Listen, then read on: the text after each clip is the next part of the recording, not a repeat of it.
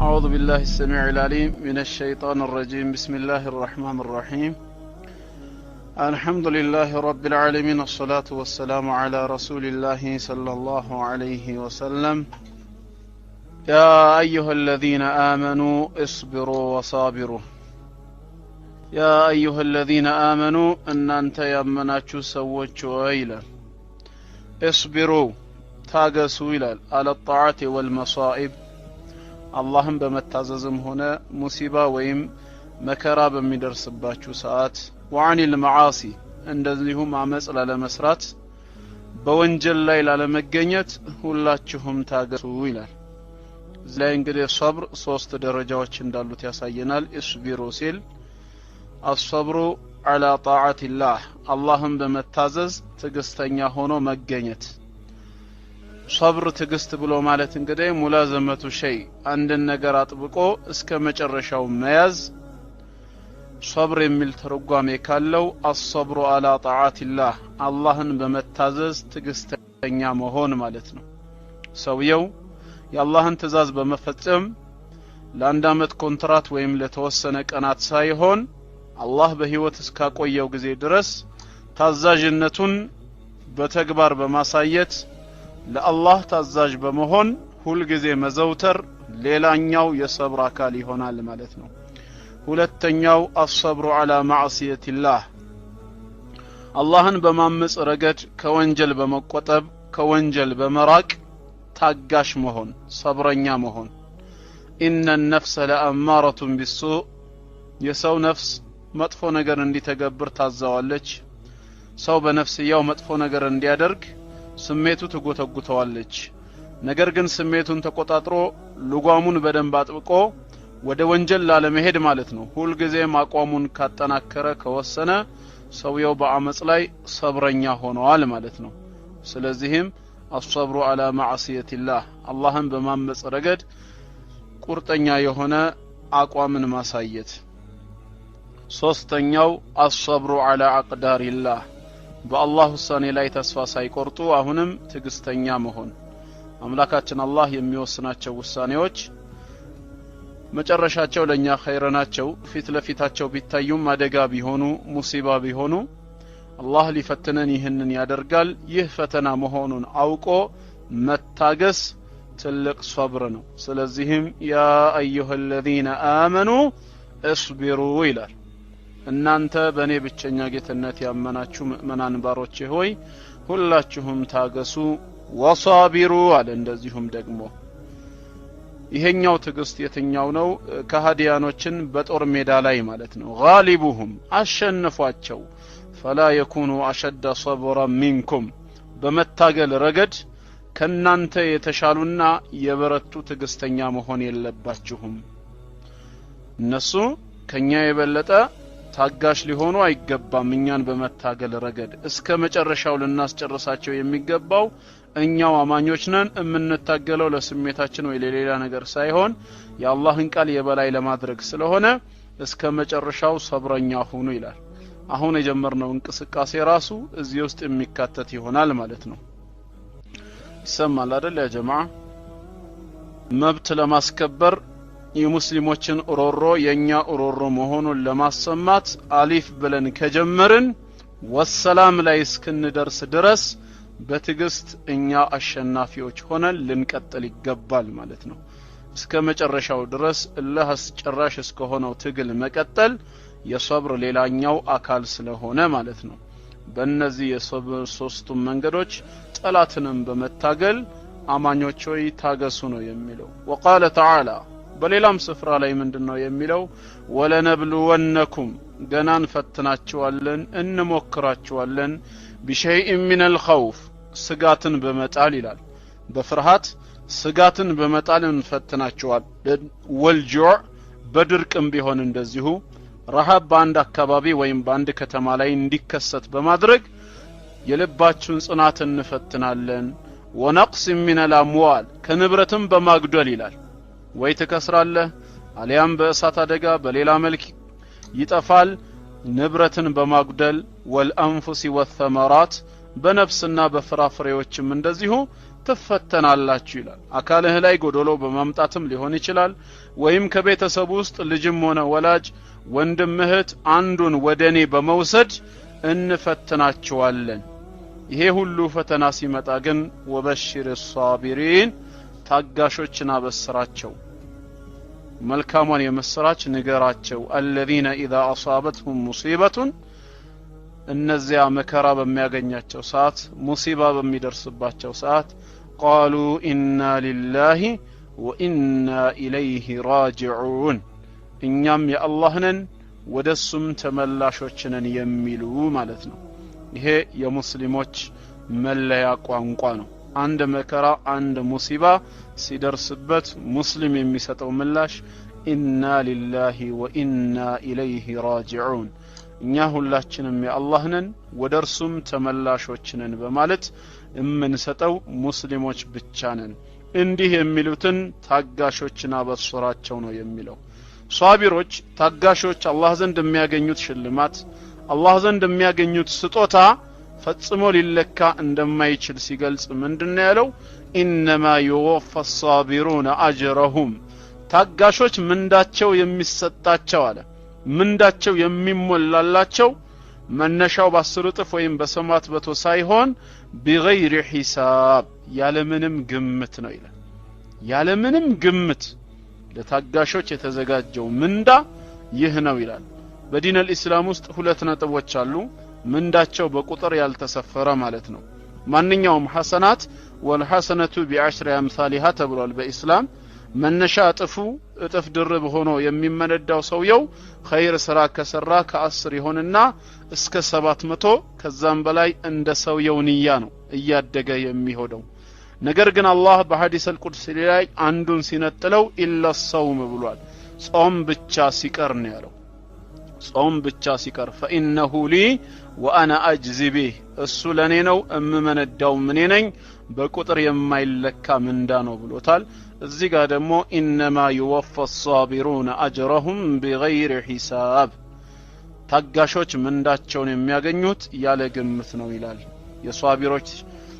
ምንዳ እጅግ ከፍተኛ መሆኑን አላህ ይገልጽልናል ማለት ነው። በሌላም አየት ታጋሽነትን ማሳየት ትግስተኛ መሆን የቁርጠኞች መለያ ባህሪ መሆኑንም አላህ ገልጾታል። ወለመን صبر የታገሰ ሰውና ወغفر ይቅር ያለ በይቅርታ ያለፈ ሰው إن ذلك لمن عزم الأمور እነዚህ ነገሮች ከቆራጥ ጉዳዮች ከቆራጥ ባልተቤቶች ናቸው ነው። ለኔ ነው የሚለውን ዝርዝርልን ሁድሁድ ኢላ الصوم ጾም ብቻ ሲቀር አምላካችን አላህ አደም ልጅ ምንዳው ለርሱ ነው ምንዳው ከ10 እስከ 700 እጥፍ ድርብ አድርጌ እከፍላለሁ ኢላ الصوم አለ ጾም ብቻ ሲቀር فإنه لي እርሱ ለኔ ነው አለ። ለምንድነው አላህ ሌሎችም ዒባዳዎች የሱ ሆነው እያሉ የሚፈጸሙት ጾምን ነጥሎ ለኔ ብቻ ብሎ የተናገረው? فإنه ترك شهوته ስሜቱን የምግብ ፍላጎቱን ሊአጅሊ ለኔ ብሎ ስለተወ ይላል። ሌሎች ነገሮችን ምናልባት ሸሚዞትም ሊያደርገው ይችላል። ከሰው ተሰውሬ ሁሉ ጊዜ ማለት ነው ለደብቃቸው ቢል የማይችለው ይሆናል። ሶላት አዛን በሚልበት ወቅት ጓደኛው ና መስጂድ እንሂድ ሊለው ይችላል። ብር ካለው ዘካ በሚሰበሰብበት ሰዓት በግልጽ ሊጠየቅ ይችል ይሆናል። ጾመኛ የሆነ አካል ግን ማን መጾም አለ መጾሙ ሳይታወቅ ከፈለገ ጾሙን ሊያጠፋ ይችላል። ለሰዎች ጾመኛ መስሎ ጾሙን ሊያጠፋ ይችላል። ተደብቆ መብላት ይችላል። በሻወርም ይሁን በሽንት ቤት ወይም በሌላ ቦታ ሊጠጣ ምግብ ሊበላ ይችላል። ይህንን ማድረግ እየቻለ እኔን ብቻ በሩቅ ፈርቶ በማድረጉ ጾም የኔ ነው ብሎ አላህ ከዒባዳዎች መካከል መነጠሉን ያሳየናል ማለት ነው። ግልጽ ነው። እና ያው ርዕሳችን ኦሬዲ ጾም በሰብር ላይ ነው በጾም ጉዳይ አይደለም። እና እዚህ ላይ የሷቢሮችን ደረጃ ያሳየናል። አምላካችን አላህም ከታጋሾች ጋር ነው። አላህ ከታጋሾች ጋር መሆኑን በሌላ አየት ላይ ገልጿል። استعينوا بالصبر والصلاة በትግስትና ሰላትን ወቅቱን ጠብቆ በመስገድ ላይ ሁላችሁም ተጋገዙ ይላል። ተረዳዱ إن الله مع الصابرين አላህ ከታጋሾች ጋር ነውና ይላል። አምላካችን አላህ ከታጋሾች ጋራ ነው ሁሌም ሶላት በመስገድ እንደዚሁም ደግሞ በትግስት ላይ ተረዳዱ አደራ ተባባሉ ይላል ወለነብሉወነኩም እንፈትናችኋለን ይላል አላህ እንሞክራችኋለን حتى نعلم أي أظهر علمي እውቀቴን ይፋ እስካደርገው ድረስ ይላል በተግባር እስክናሳያችሁ ድረስ المجاهدون منكم والصابرين ከናንተ ውስጥ የሚታገሉትንና ታጋሾችን ለይተን እስክናሳውቃችሁ ድረስ እንፈትናችኋለን እንሞክራችኋለን ነው የሚለው እና والآيات في الأمر بالصبر وبيان فضله كثيرة معروفة ትግስትን በተመለከተ የትግስትን ደረጃ የሚገልጹ የቁርአን አንቀጾች እጅግ ብዙ ናቸው ሶብር ጥቅሙ ትልቅ ነው ማለት ነው ከነዚህም መካከል በሐዲስ ከተገለጹት وعن ابي مالك الحارث بن عاصم الاشعري رضي الله عنه قال قال رسول الله صلى الله عليه وسلم ነብያችን صلى الله عليه وسلم ኢማሙ ሙስሊም በዘገበው የሐዲስ ሰንሰለት ላይ ምን ይላሉ الطهور شطر الايمان ንጽህና የኢማን ግማሽ ነው አሉ ንጽህና ወደ ኢማን ግማሽ የሚደርስ ነው ንጹህነት የሙስሊሞች መለያ ባህሪ ነው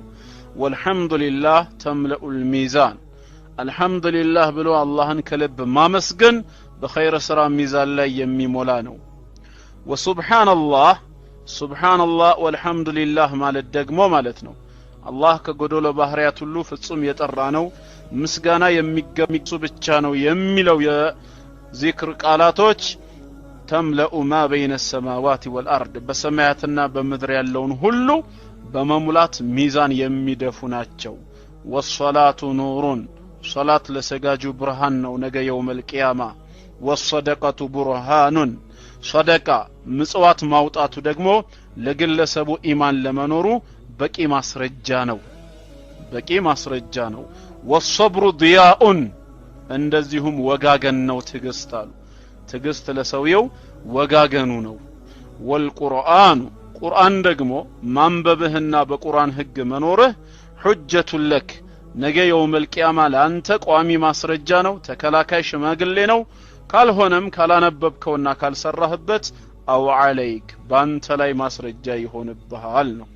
ኩሉ الناس يغدو እያንዳንዱ ሰው ይማልዳል ይወጣል ማልዶ ወደ ስራ ይሄዳል فبائع نفسه ነፍሱን ይሸጣታል فمعتقها ከእሳ ነፃ አውጥቷት አትርፎ የሚመለሳለ አው ሙቢቁها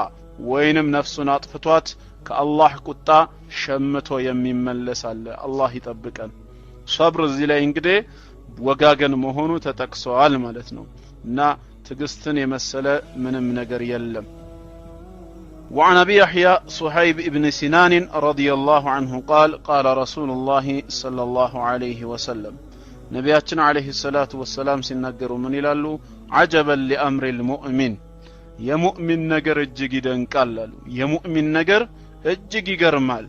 ان امره كله له خير ነገሩ ጉዳዩ በተቀላላ ለርሱ መልካም ነው የሚሆንለት وليس ذلك لاحد الا للمؤمن ይሄ ደግሞ ለማንም የለም አላህን ላመነ ሙእሚን ካልሆነ በስተቀር የሙእሚን ነገር ሁሉ ነገሩ ለሱ ኸይር ነው አሉ ይህንንም ሲያብራሩት ምን ብለው ነው የገለጹት ኢን አሳበቱ ሰራኡን አንድ የሚያስደስት መልካም ነገር በሚያገኘው ሰዓት ሸከረ ጌታውን ያመሰግናል ከመስመር አይወጣም ወይም ደግሞ በሌሎች ላይ አይንቦጣረቅም ከመስመር አይወጣም አላህን ያመሰግናል ፈካነ ኸይረን ለህ አላህን በማመስገኑ መልካም ይሆንለታል ወኢን አሳበቱ ضራ ሰው ነውና አሁንም ችግር ወይም ጉዳት ደግሞ ሲያገኘው ተስፋ በመቁረጥ የሚያማርር መንገድ የሚስትም አይሆንም ሶበረ ይታገሳል አሉ ፈካነ ኸይረን ለህ ይህም ለሱ ምን ይሆንለታል መልካም ይሆንለታል አሉ ስለዚህ በመከራ ሰዓት ትግስት ማድረግ መልካምነቱን የሚገልጽ ነው ማለት ነው እና ሁላችንም በሶብር ላይ ልንተጋገዝ ልንተባበር ይገባናል እስኪ አንድ ሰፊ ሐዲስ አለ እዚህ ላይ እሱን ላንብብላችሁ እንግዲህ ከዚህ በፊት ተገልጿል በኢማን ላይ ትግስት ማድረግ ምንኛ ወሳኝነት እንደሆነ የሚገልጽ ነው وعن صهيب رضي الله عنه أن رسول الله صلى الله عليه وسلم قال ነቢያችን አለይሂ ሰላቱ ወሰላም እንዲህ አሉ ሁላችሁም አድምጡ እንግዲህ ካነ መሊኩም ፊ መን ካነ ቀብለኩም ከበፊታችሁ ከነበሩት ንጉሶች መካከል አንዱ ነበር አሉ ወካነ ለሁ ሳሂሩን ደጋሚ ነበረው ይሄ ንጉስ ፈለማ ከቢራ ይሄ ደጋሚ ማለት ነው እድሜው ባረጀ ሰዓት ቃለ ሊልመሊኪ ለንጉሱ ምን አለው ኢኒ ቀድ ከቢርቱ ይሄው እንደምታየው አርጅቻለሁ አለ እድሜ እየገፋ ስለመጣ ፈበዓት ኢለየ ጉላመን ወደኔ አንድ ወጣት ልጅ ላክልኝ ወዓሊሙሁ ሲሕራ በኔ ቦታ በምትኬ ሊያገለግል የሚችል ድግምትን የማስተምረው ወጣት ልጅ ወደኔ ላክልኝ አለው ፈበዓተ ኢለይሂ ጉላመን يعلمه እንዲያስተምረውም አንድ ወጣት ልጅ ወደሱ ተላከለት ተሰጠው ታዳ ይሄ ወጣት ልጅ وكان في طريقه اذا سلك راهب ወደዚህ ወደ ንጉሱ ቤት ማለት ነው ወዳረጀው ድግምተኛ መጥቶ ትምርትን ድግምትን ለመማር በሚሄድበት ሰዓት አንድ ባህታዊ በኢሳ አለይሂ ሰላም ዲን ላይ ያለ ሰውን ያገኘው ነበር በመንገድ ማለት ነው فقعد إليه وسمع كلامه فعجبه የተወሰነ እሱ ጋር ይቀመጣል ንግግሩን ጸሎቱን ሲሰማ እጅግ በጣም ይማረካል ይደነቅበት ነበር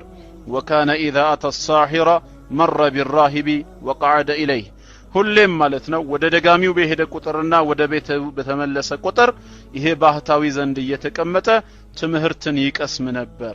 فإذا أتى الساحر ضربه ታዳ በዚህ ምክንያት ሰዓት ስለሚያረፍድ ደጋሚው ዘንድ ሲመጣ የታረፈድክ የትቆየህ ይያለ ይመታው ነበር فشكى ذلك إلى الراهب ይህንን ነገር ወደ ባህታዊው ስሞታ አቀረበ ያንተን ትምርት ትቼ ማለት ነው ዱላውን ፈርቼ ያንተን ትምርት ትቼ መሄድ አልችልም ትምርት አግኝቼ ሲሄድ የትቆየህ ይያለ ይመታኛል ብሎ ስሞታ ሲያቀርብ መፍትሄ ፈልጎ ማለት ነው فقال ይህ ባህታዊ ምን አለው اذا خشيت الساحر የፈራኸው ደጋሚውን ከሆነ ለምን አረፈድክ ብሎ ይቀጣኛል ብለ ፈርተው ከሆነ فقل حبسني اهلي ቤተሰቦቼ ስራ በመስጠት ትንሽ አዘግይተውኝ ነው አቆይተውኝ ነው ብለ ምላሽን ስጥ واذا خشيت اهلك ቤተሰቦችህን ደሞ ፈርተ ከሆነስ ስትመለስ ማለት ነው እኔው ጋር ተመረ ስትሄድ የት ነበርክ እስካሁን ብለው አንድ ነገር ያረጉኛል ብለ ፈርተህ ከሆነ فقل حبسني الساحر ደጋሚው አቆየኝ በማለት መላምትን ፍጠር አለው እንግዲህ ይሄ ሐዲስ ለኛ ምን ያስተምረናል ማለት ነው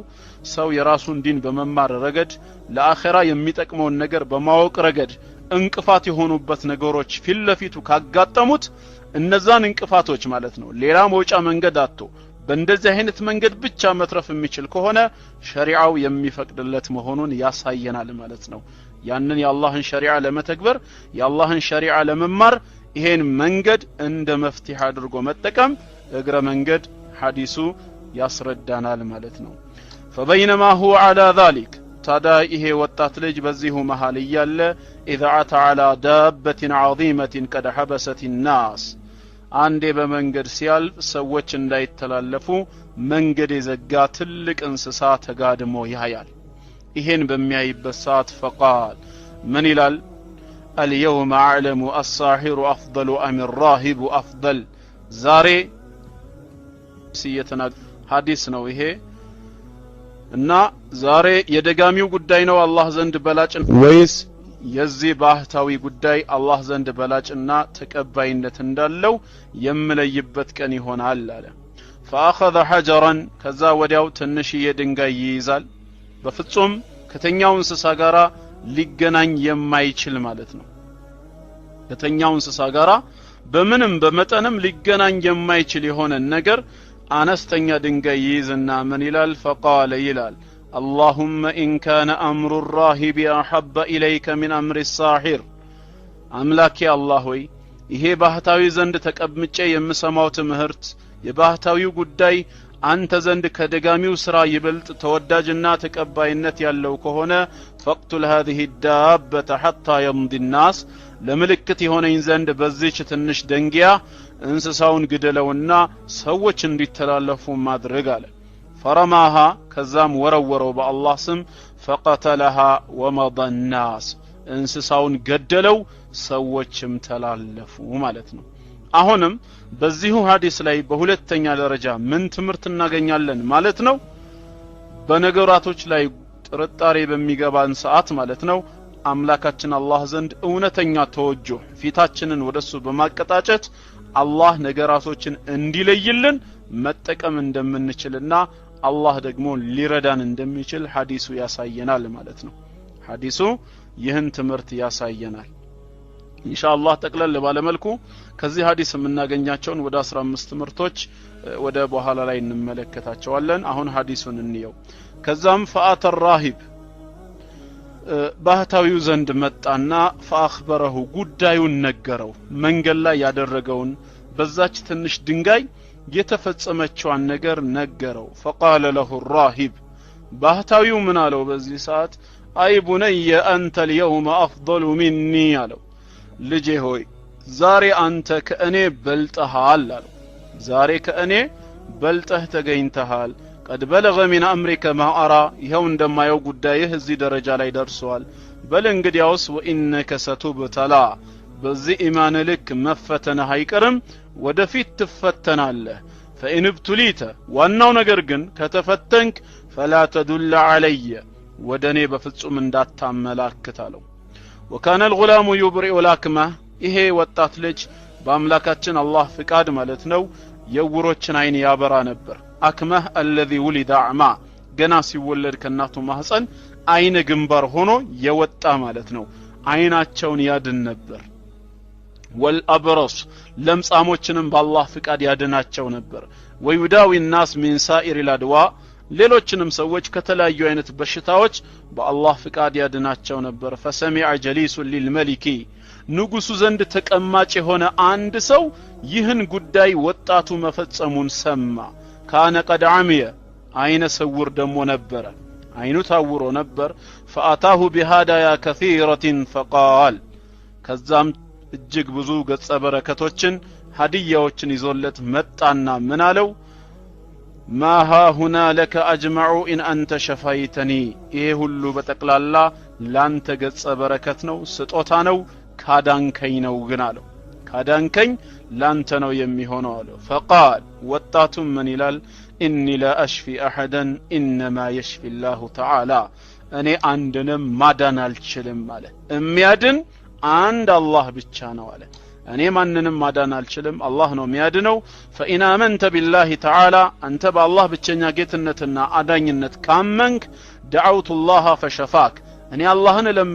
እለምንልሃለሁ፣ አላህ በጥበቡና በችሎታው በቸርነቱ አንተን ያድንሃል አለው።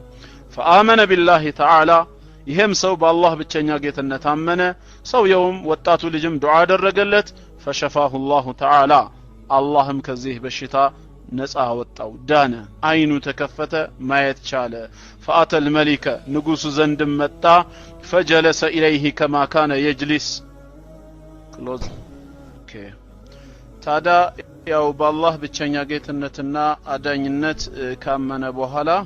ኢንሻአላህ ያው መቆራረጥ ወይም ደግሞ ማቆም ሲጀምር ምልክት ተሰጡኛላችሁ። ከዛም فأتى الملك فجلس إليه كما كان يجلس ንጉሱ ዘንድ መጣ። በፊት ያው ይቀመጥ እንደነበረው እሱ ዘንድ መጥቶ ተቀመጠ። አይኑ ድኗል አሁን። فقال له الملك በጣም በመገረም ስሜት ማለት ነው ንጉሱ ምን አለው? من رد عليك بصرك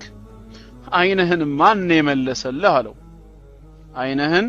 ማን የመለሰልህ ብሎ ሲጠይቀው قال ربي ያም ተቀማጭ የነበረው ሰው ምን አለ? ጌታዬ ነው በማለት ምላሽ ሰጠ። አይኔን የመለሰልኝ ጌታዬ ነው በማለት ምላሽ ሰጠ። ከዛም ንጉሱ ምን ይለዋል? አወለከ ረቡን ገይሪ ደሞ ከኔ ሌላም ጌታ አለህ እንዴ ብሎ ሲጠይቀው ቃል ተቀማጩ ምን አለ? ረቢ ወረቡከ አላህ የኔም ያንተም ጌታ አላህ ብቻ ነው፣ እሱ ነው አይኔን የመለሰልኝ አለው። فاخذه ወዲያውኑ ያዘው። فلم يزل يعذبه بل ማን ነው አይንህን የመለሰልህ እያለ እሱን ከመቅጣት አልተወገደም። حتى دل على الغلام ወደ ወጣቱ ልጅ እስኪያመላክት ድረስ። ከዛም በኋላ ወደ ወጣቱ ልጅ አመላከተ። فجيء بالغلام ይሄ ድግምት እንዲማር የተመረጠው ወጣቱ ልጅ መጣ فقال له الملك ንጉሱም ምን አለው አይ ቡነየ ልጄ ሆይ قد بلغ من سحرك ما تبرئ الأكمه والأبرص ይሄ ድግምትህ የውሮችን አይን እስከ ማዳን ለምጻምን እስከ ማንጻት وتفعل እንዲ ተአምራቶችንም እስከ ማድረግ ደረጃ ደርሳል እንግዲያውስ ምንድነው ሲለው فقال من على اني لا اشفي احد እኔ ማንንም አላድንም انما يشفي الله تعالى የሚያድን አላህ ብቻ ነው ብሎ ምላሽን ሰጠው فاخذه فلم يزل يعذبه እሱንም ያዘው ከመቅጣት ወደ ኋላ አላለም ማን ነው ይሄን ትምርት ያስተማረህ ብሎ ሲጠይቀው حتى دل على الراهب ወደዛ ወደ መጀመሪያው ባህታዊ እስከ መጠቆም ደረጃ እስኪጠቁም ድረስ ይቀጣው ነበር መጨረሻ ላይ ወደ ባህታዊው ጠቆመ فجاء بالراهب فقيل له ያ በትክክለኛው የኢሳ ዲን ላይ የነበረው ባህታዊ ተጠራና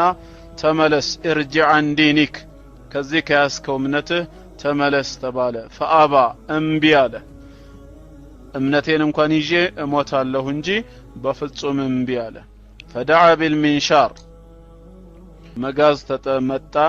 فوضع المنشار في مفرق رأسه محل أناتو لا يتدرجبت فشقه جزو حتى وقع شقاه عند قنو ودكين ليلا قنو ودقرا هدو اسكيورك درس لالله دين بلو رسوله لتتكفله ثم جاء بجليس الملك فقيل له كزام ينقص تكمج ينبرو السم تترانا تباله ارجع عن دينك ከዚህ ሃይማኖትህ ተመለስ ተባለ فابى الصم ቢያለ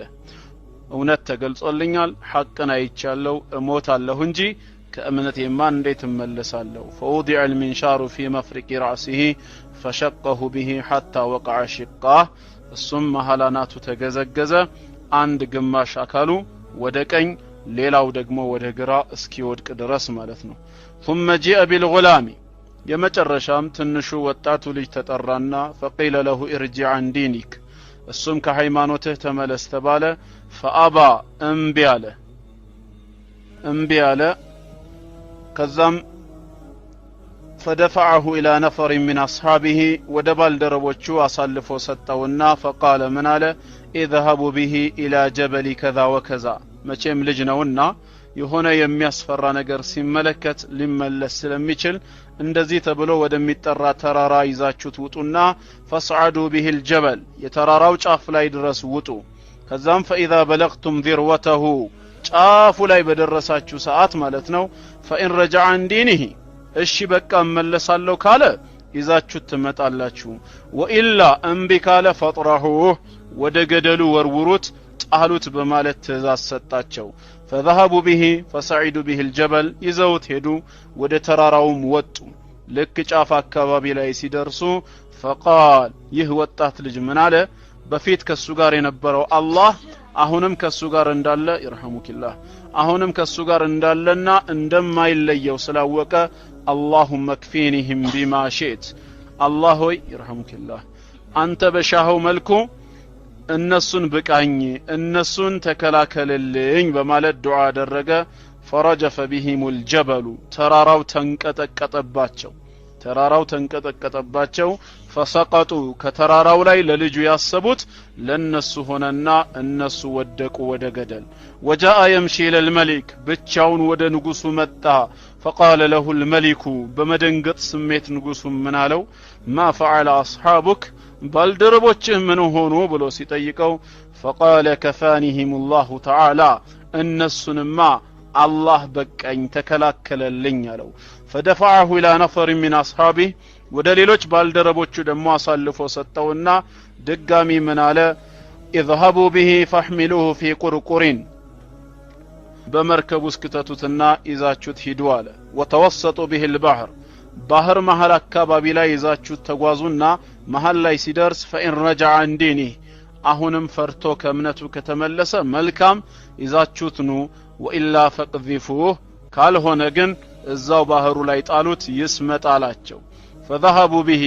ከዛም ይዘውት ሄዱ فقال من عليه ወጣት اللهم اكفينهم بما شئت الله ሆይ አሁንም አንተ በመትፈልገው መልኩ ከነሱ አደጋ አንተው ሁነኝ ጠብቀኝ በማለት ዱዓ አደረገ فانكفأت بهم السفينة مركبቱ አረገረገችባቸው فغرقوا ሁሉም ሰመጡ وجاء يمشي إلى الملك ብቻውን ወደ ንጉሱ መጣ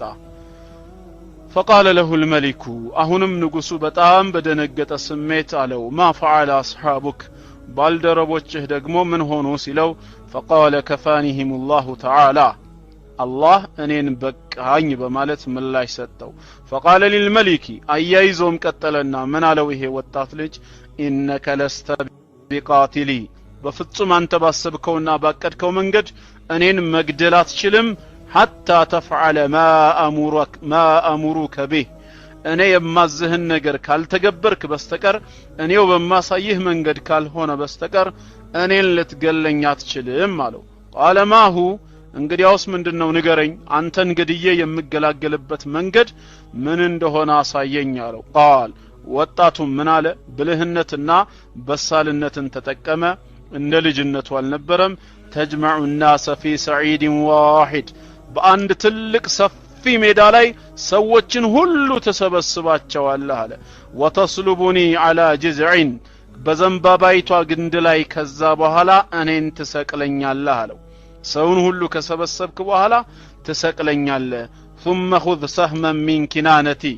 ተመልከቱ እዚህ ጋር ቀስት ትይዝና አለ ثم ضع السهم في كبد القوس በቀስቱ ደጋን ላይ ማለት ነው መርዝን ትከትና ثم قل ከዛም ትላለህ بسم الله رب الغلام በአላህ ስም በዚህ ልጅ ጌታ ትልና ثم ارميني ከዛም ወርውርብኝ فإنك إذا فعلت ذلك قتلتني እንዳልኩህ ካደረክ ትገለኛለህ ካልሆነ አትገለኝም አለው ከዛ በኋላ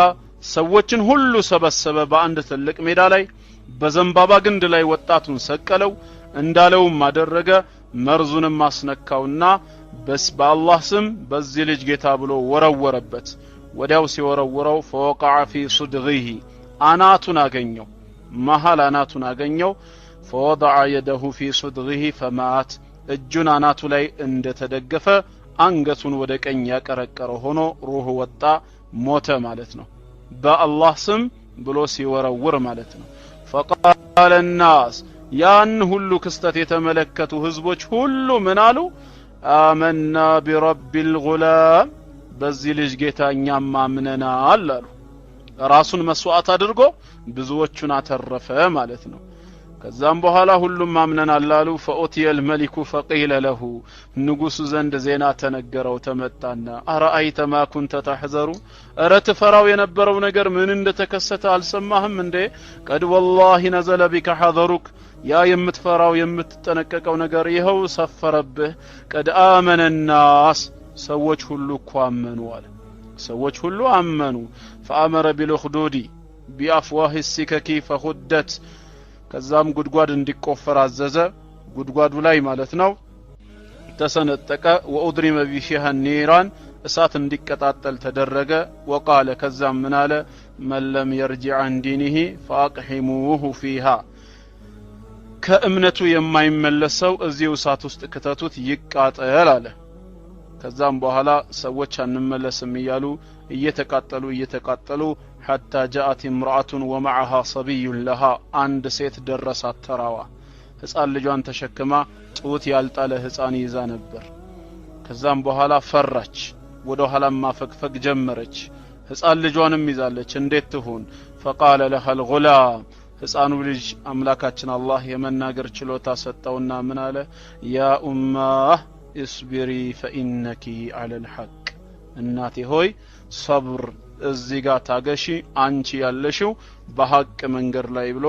እናቱን አጽናናት ማለት ነው እና رواه مسلم ታሪኩ ይሄንን ይመስላል ከዚህ ታሪክ ምንድነው እኛ የምንወስደው ቁም ነገር ከታሪኩ የምንማረው ምንድነው ከዚህ ታሪክ ብዙ የምንማራቸው ቁም ነገሮች አሉ ከነዚህ ቁም ነገሮች መካከል አንደኛ ኩሉ መውሉድን ይውለዱ على الفطره ማንንም ሰው በተፈጥሮ ንጽህና የኢስላምን መንገድ እንዲቀበል ህሊናው የተዘጋጀ ሆኖ እንደሚወለድ አንደኛ ትምህርት እናገኛለን فاقتضت الفطرة السليمة أن تكون مع الحق والخير دائما ስለዚህም የሰው ተፈጥሯዊ ንጽህናው ተፈጥሯዊ ማንነቱ ሁሌም ከሐቅና ከኸይር ነገር ጋር እንዲያዘነብል ይዳርጋዋል ማለት ነው። ይህንንም ልጅ የባህታዊውን ጉዳይ በሚሰማ ሰዓት ከደጋሚው ይልቅ ይበልጥ ይመስጠውና ያሳምነው እንደነበረ ማለት ነው ስንረዳ ከሐዲሱ ላይ የሰው ተፈጥሮ ሐቅ ላይ ሆኖ መፈጠሩን የሚያሳይ ይሆናል ማለት ነው። አንደኛ ይህንን ትምህርት እንወስዳለን። ማንም ሰው በተፈጥሮ ማለት ነው ከአዳም የወረሰው ኃጢያት ኖሮ ኃጢያተኛ ሆኖ ወደ ሸር ያዘነበለ ሆኖ የሚፈጠር ሳይሆን ሐቅን ለመቀበል የተዘጋጀ አእምሮ ኖሮት የሚፈጠር መሆኑን እንረዳለን። ሁለተኛውስ የምንወስደው ቁም ነገር ምንድነው? ላ ባእሰ ቢልከዚብ ሊነጃት ሚን ከይዲል ካፊሪን عند الضروره ፍጹም አስገዳጅ ሆኖ ሌላ አማራጭ በሌለበት መልኩ ከካሃዲዎች ተንኮልና ሴራ ከነሱ አደጋ ለመትረፍ ተብሎ የመጨረሻው አማራጭ እምነታችንን ለመጠበቅ ውሸት መናገር ከሆነ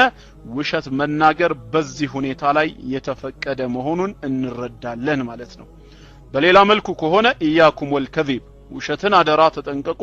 فإن الكذب يهدي إلى الفجور ውሸትን መናገር ወደ አመጽ ያመራል وإن الفجور يهدي إلى النار የአመጽ ደግሞ ፍጻሜው ወደ እሳት ያመራል ብለው ነብያችን ሰለላሁ ዐለይሂ ወሰለም አስጠንቅቀዋል። አላህም ወኩኑ مع الصادقين ያለው ከእውነተኞች ጋር ሆኖ ነው የሚለው ውሸት በእስላም አይደገፍም። ይህ አይነት አጣብቂኝ ውስጥ የገባ ሰው ግን ለዲኑ ክብር ሲል ያለው መውጫ ቀዳዳ መንገድ ይሄ ብቻ ሆኖ ከተገኘ መዋሸት እንደሚቻል ሸሪዓችን ያስተምረናል ማለት ነው። ሶስተኛ ደግሞ ማለት ነው ሶስተኛ علم الغلام بفطرته أن الحق مع الراهب የዚህ የወጣት ልጅ ዕውቀት በተፈጥሯዊ አእምሮው ሐቅ ከባህታዊው ጋር መኖሩን መረዳት እንችላለን ማለት ነው። ولكن أراد أن يقيم الحجة ያ ከመሆኑ ጋር ይበልጥ አይነል የቂን በአይኑ አይቶ እንዲያረጋግጥ ማስረጃን ለማቆም ስለፈለገ ኢብራሂም አለይሂ ሰላም ልክ አላህን ሙታንን ስታስነሳ እንዴት እንደምታስነሳ አሳየኝ እንዳለው እሱም ያው በህዝቦቹ ላይ ከልክሏቸው ለነበረው እንስሳ ያደረገውን ተአምር እናያለን። እኛም ኢማናችን እንዲጨምር አላህ ነገራቶችን እንዲያሳየን ዱዓ ማድረግ እንዳለብን ያስተምረናል ማለት ነው። ዱዓ ማድረግ ሸክን ወይም ጥርጣሬን ለማስወገድ በእርግጠኝነት ለመታደስ በዚህ መልክ መጓዝ ከወጣቱ እንማራለን። አራተኛ ደግሞ ኢማጣቱል አዛ አን الطريق የሚያስቸግርን ነገር ከመንገድ እግረ መንገድ ማስወገድም በእስላም የተወደደ መሆኑን በዚሁ ሐዲስ ላይ እንማራለን። وتخليص الناس من كرب وقعوا فيه من كرب وقعوا فيه ሰዎች ከወደቁበት ጭንቀት ሰዎች ከወደቁበት ችግርም አቅም በቻለ መጠን መርዳትና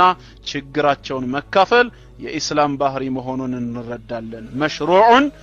ወመጥሉብ يؤجر المسلم عليه ሃይማኖታዊ ድንጋጌ ያለው በሸሪዓችን የሚፈለግ ተግባሪው አካል የሚመነዳበት ተግባር ነው። ሐዲሱ ላይ እንደምናየው ነብያችን ሰለላሁ ዐለይሂ ወሰለም የኢማኑም ዝቅተኛውም አካል ኢማጣቱል አዛ አን الطريق ብለዋል። ሰውን የሚያስቸግር ነገር ከመንገድ ማስወገድ ብለው በሐዲሳቸው መክረውናል። የሙዝ ልጣጭም ይሁን ብርቱካን ወይም አንተ በመትጓዝበት መንገድ ካገኘ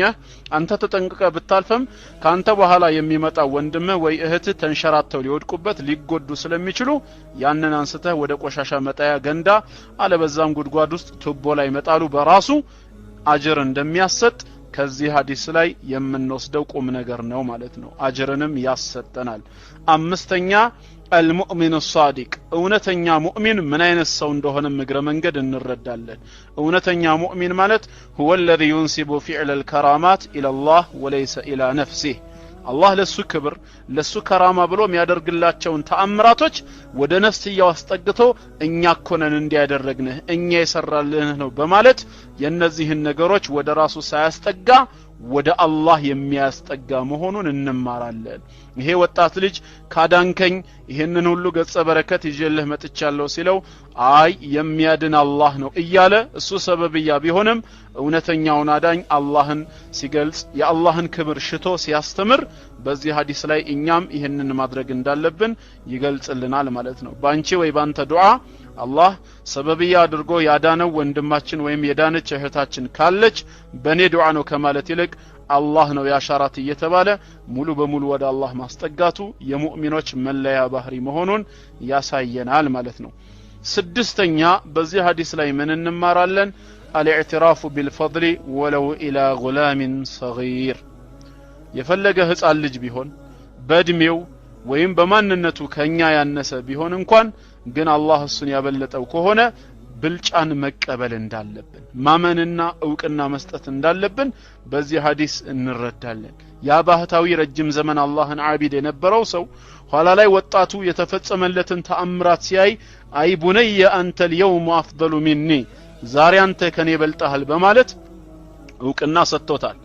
ትላንት መተህ እንዴት አንተ ከኛ ትሻላለህ ብሎ አላባረረውም ስለዚህም እኛም በእድሜ የሚያሱን ሰዎች ግን የአላህን ቃል በማወቅ ረገድ የአላህን ቃል በማሐፈዝ ከኛ ተሽለው ከተገኙ ዕውቅና ልንሰጣቸው ልናምን ይገባናል በላጭነታቸውን ማለት ነው ይሄም ከሐዲሱ የምንወስደው ቁም ነገር ነው ማለት ነው ሰባተኛ ደግሞ ኩሉ መን አመረ ቢልማዕሩፍ ወነሃ ዐኒል ሙንከር ወሰደዐ ቢልሐቅ በመልካም ያዘዘ ሰዎችን በመጥፎ የከለከለ በሐቅ ነገር ላይ ቀጥ ያለ ሰው ለቡደ ሚን አን ይብተላ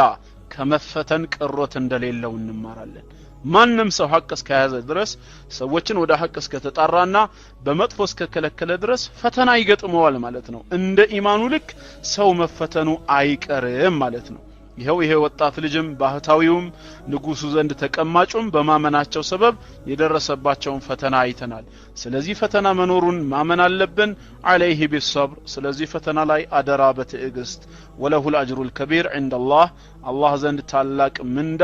ስላለው ማለት ነው ከዚህ አንፃር ትዕግስትን እግረ መንገድ ፈተና መኖሩን አውቆ እንማርበታለን ስምንተኛ ደግሞ كل من اخطأ في تعبيره لا يترك في خطئه አንድ ሰው በንያው በሐሳቡ ማስተላለፍ የሚፈልገው መልእክት ሐቅ ሆኖ እንኳን እያለ ባገላለጹና በንግግሩ ግን ስተት ላይ እንኳን የወደቀ ሰው ካለ ማለት ነው ስተት ላይ የወደቀ ሰው ካለ አይተውም ማለት ነው በዝምታ አይታለፍም ያንን ነገር እንዲያርመው እንዲያስተካክለው መምከር እንዳለብን ሐዲሱ ይነግረናል በል ይበየነ ለሁ ወጅሁ الصواب የተሻለው መንገድና አገላለጽ የትኛው እንደሆነ ያስተምረናል لا سيما في عقيدة التوحيد በተለይ عقيدة التوحيد ላይ በተመለከተ ስለ አቂዳ ነክ ጉዳዮች ላይ በዝምታ አይታለፍም فالغلام يقول للوزير ለምሳሌ ያ ወጣት ልጅ ንጉሱ ዘንድ ተቀማጭ ለነበረው ሚኒስቴር ምን ይለው ነበር ኢኒ ላ አሽፊ አሐደን ያለው አራኔ ማንንም ማዳን አልችልም انما يشفي الله تعالى የሚያድንማ አላህ ብቻ ነው ሲለው ነበር ለዚህ ነው ኢብራሂም አለይሂ ሰላም واذا مرضت فهو يشفين በታመምኩ ሰዓት የሚያድነኝ አላህ ነው ብሎ ሲናገርና ያለን ይሄንንም እኛ ትምህርት እንወስዳለን ማለት ነው ዘጠነኛ ከዚህ ሐዲስ ምንም እናገኘው ቁም ነገር አለ ኢነ ሊላሂ ሪጃላን አላህ ጀግና ባሮች እንዳሉት እንረዳለን አቅያ በኢማንህም በኢማናቸው እጅግ በጣም የበረቱ ናቸው ሰውነታቸው የቀጨጨ ሊሆኑ ይችላሉ ከሲታ ሊሆኑ ይችላሉ ብዙም ያልገዘፉ ናቸው ኢማናቸው ግን ከተራራ በላይ ጠንካራ የሆኑ አሉ ማለት ነው ስለዚህም فمهما عذبوا የቱንም ያህል ቢቀጡ የቱንም ያህል የቅጣት አይነት ቢደርስባቸው لا يرجعون عن دينهم ካመኑትና ከተቀበሉት ዲን الاسلام በፍጹም የማይመለሱ ጀግና ባሮች አሉት ولا يرضون الطغاة بكلمة فيها ضعف أو كفر ወይንም ደግሞ አመጽ ያለበትን ንግግር በመናገር ወሰናላፊዎችን ማስደሰት የማይፈልጉ ማለት ነው ወለው ሁሪቁ በእሳት እንኳን ቢቃጠሉ ማለት ነው በእሳት ቢቃጠሉ ወይንም ደግሞ ባህር ውስጥ ተሰመጣላችሁ ተብሎ ቢዛትባቸውም እንኳን እንዲህ አይነት ጀግና ባሮች እንዳሉት ልናውቅ ይገባል እኛስ ከነዚህ ጀግና ባሮች አንፃር እንደው ኢማናችን ቢፈተን ምን እንላለን የሚለው የቤት ስራ ነው ማለት ነው ዛሬ በጥፊ ብንመታ እውነተኛ ሐቂቃ ጥፊውስ እውነት ከኢማናችን ጋር እንዴት ነው ሁላችንም ራሳችንን እንድናየው ይዳርገናል ማለት ነው አስረኛ ደግሞ ምን እንረዳለን በዚህ ሐዲስ ላይ ማለት ነው አስረኛ لا بد لكلمة الحق أن تنتصر حق من ጊዜም እርዳታ እንደሚያገኝ ነው የምንማረው ማንንም ሰው ሐቅ እስከያዘ ድረስ ፍጻሜው ለማን ነው ለሐቅ ነው ሐቅ የበላይ ይሆናል እርዳታን ያገኛል እውነትና ንጋት ይያደር ይጠራል እንደሚባለው ምን ጊዜም ቢሆን ሐቅ እየጠራ የበላይ ይሆን እንደሚመጣ ነው የምናየው ይሄው فالملك يعجز عن قتل الغلام ንጉሱ ወጣቱን ልጅ መግደል አቃተው ምንም ሊሟላለት አልቻለም ነገር ግን እኔን መግደል ከቻልክ እኔ በማሳይህ መንገድ ካልሆነ በስተቀር እኔን መግደል አትችልም ብሎ ወጣቱ ልጅ ባሳየው መንገድ ንጉሱ የበታች ሆኖ ትእዛዙን ፈጸመለት በዛ አካሄድ ደግሞ ሰዎችን ሁሉ እንዲያምንበት አደረገ ማለት ነው ስለዚህ ሐቅ ምንጊዜም የበላይ መሆኑን እንረዳበታለን ማለት ነው 11ኛ ከዚህ ሐዲስ የምንወስደው 11ኛው ቁም ነገር الغلام المؤمن يضحي بنفسه ليؤمن الناس ሰዎች እንዲያምኑ ብሎ ራሱን መስዋዕት ማድረጉን ትምርት እንወስድበታለን وهذا شأن المؤمنين المخلصين ይሄ ለአላህ ብቻ አጥርተው አላህን የሚያመልኩ የሙእሚኖች ባህሪ ነው ሁሉም يسعون لإنقاذ أمتهم ኡማውን ለማዳን ኡማውን ለማንቃት ራሳቸውን መስዋዕት የሚያደርጉ የሚለፉ ናቸው ወለው አዳ ذلك الى استشهادهم እነሱን ሰማዕት እስከ ማድረግ ደረጃ እንኳን ቢደርስ ራሳቸውን ሰማዕት አድርገው ራሳቸውን አጥፍተው ህዝቡን ግን ማትረፍ የሚፈልጉ ናቸው فهم الى الجنه ذاهبون ያው የሚሄዱት ወደ ጀነት ነውና ولا تحسبن الذين قتلوا في سبيل الله اموات بالله መንገድ የሚገደሉ ባሮችን ሙታን ብለህ አትጥራቸው በላህያኡን عند ربهم يرزقون ጌታቸው ዘንድ ህያዋን ናቸው ሲሳይን ይመገባሉ ስላለ ለሰው ብሎ መስዋዕት መሆንም በእስላም የተፈቀደ መሆኑን ያሳያል ማለት ነው ጥቅም እንዳለው ከተረዳ ያ ነገር ለኡማው ትርፍ የሚያመጣ መሆኑን ከታየ እኛ ሞተን ሌላው ይትረፍ የሚለው የኢስላም መርህ መሆኑን እንማርበታለን ማለት ነው እና ይሄን ነገሮች ሁሉ ነው የምንረዳው በ12ኛ ደረጃ ምን እንማራለን መሲሩል ሙእሚኒን ኢለል ጀና የሙእሚኖች ጉዞ ፍጻሜያቸው ወደ ጀነት ሲሆን ከሞት በኋላ ወመሲሩል ኩፋር የካህዲያኖች ግን ፍጻሜያቸው ጀሃነም ነው የሚሆነው በዱንያም ቅጣት ስቃይ ሊደርስባቸው ይችላል በአኺራም ደግሞ ጀሃነም እሳት ነው አላህ ከእሳት ይጠብቀን ሐዲሱ ከዚህም የበለጠ ሰፊ ቁም ነገሮችን ያስተምረናል ያው ሁሉም መልእክታቸው እንግዲህ ሰብር ነው እና ሰብርን በተመለከተ ይህንን ይመስላል جزاكم الله ወንድሞች جعلني الله واياكم من الذين يستمعون القول فيتبعون احسنه اللهم أرنا الحق حقا وارزقنا اتباعه وأرنا الباطل باطلا وارزقنا اجتنابه اللهم انصر المسلمين في كل مكان اللهم انصر المجاهدين في كل مكان اللهم انصرهم على عدوهم وامكر لهم ولا تمكر عليهم برحمتك أرحم الراحمين اللهم دمر اليهود ومن تبعهم من النصارى والمستشرقين برحمتك أرحم الراحمين آمين وسلام على المرسلين والحمد لله رب العالمين اللهم صل وسلم على سيدنا محمد وعلى آله وصحبه وسلم أجمعين ما يكفري